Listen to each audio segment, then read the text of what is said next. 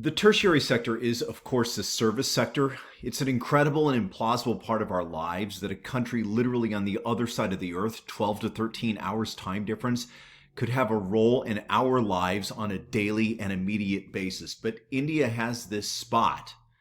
The single most important factor in allowing them to take advantage of a service sector need on the other side of the planet is their ability to speak English, the world's language, particularly amongst the highest castes.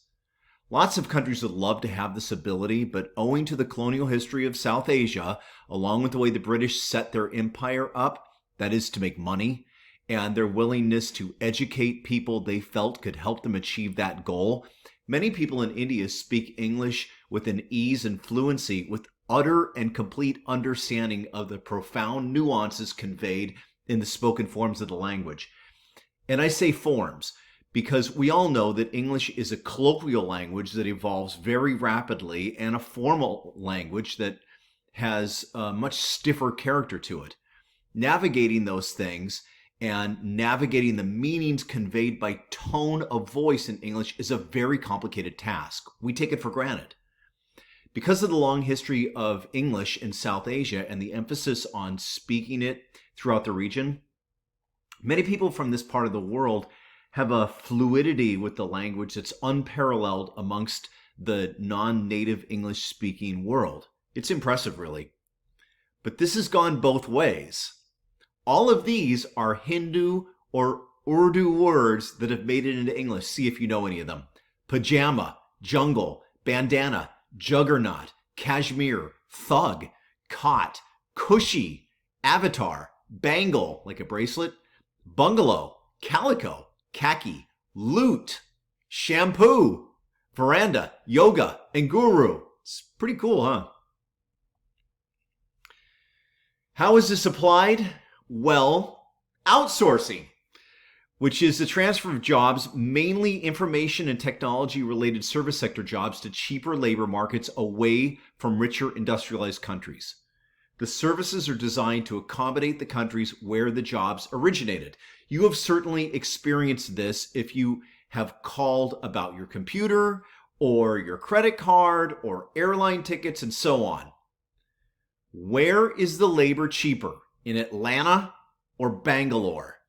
So Delta will set up a call center in Bangalore, for example, and use the less expensive labor.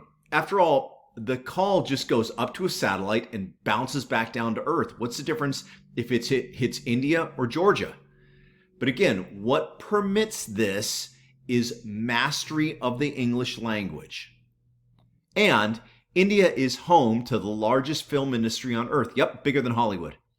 It's centered in Mumbai, formerly Bombay, and it's known as Bollywood. They make many times more movies each year than we do, and then they market them throughout East, Southeast, and South Asia, the Middle East, and Africa. So a Bollywood star is a star to billions of people. These tertiary sector jobs, which may not require one to work outside in the blazing Indian heat, but inside in air conditioning, utilizing language and technical skills, has led to creeping westernization in South Asia and in the South Asian diet. As countries become more westernized, the people begin to emulate Western cultural norms, and food is a really easy one to copy. Let's take a look. See if you recognize any of these places. None of them are South Asian. Dunkin' Donuts. But look over on the left-hand side. Dunkin' Chai. Krispy Kreme donuts. Buy 8, get 12. Budweiser. Your mug is waiting at the beer cafe. Starbucks. Starbucks I guess is everywhere, right? Pizza Hut. Buy one pizza, get another pizza free. IHOP. Come on, pancakes have nothing to do with India. This is a McDonald's, of course. But it's a vegetarian McDonald's. Where's the beef? McVeggie, McSpicy Paneer, McChicken. I guess chickens don't make the cut here. McSpicy Chicken, Filet of Fish, Chicken Maharaja Mac, Veg Maharaja Mac, Spinach and Corn Grilled. I had one of those actually.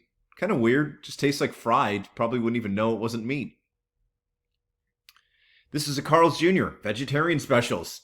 Tandoori veggie, mutton burgers. So I guess sheep and chicken seem to be things that people will eat.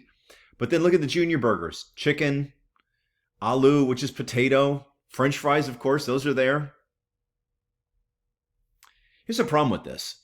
This is a traditional dhaba, which is where Indians go outside at night and they eat at all of these little dhabas, as they call it, which are little carts. And people have these small businesses and they cook food, and then you can go along picking one thing after another, kind of like tapas in Spain in a way. Indian food is complicated. That's naan, the bread on the left-hand side, which does not come in a bag. You have to make this. And they make it, which is time-consuming.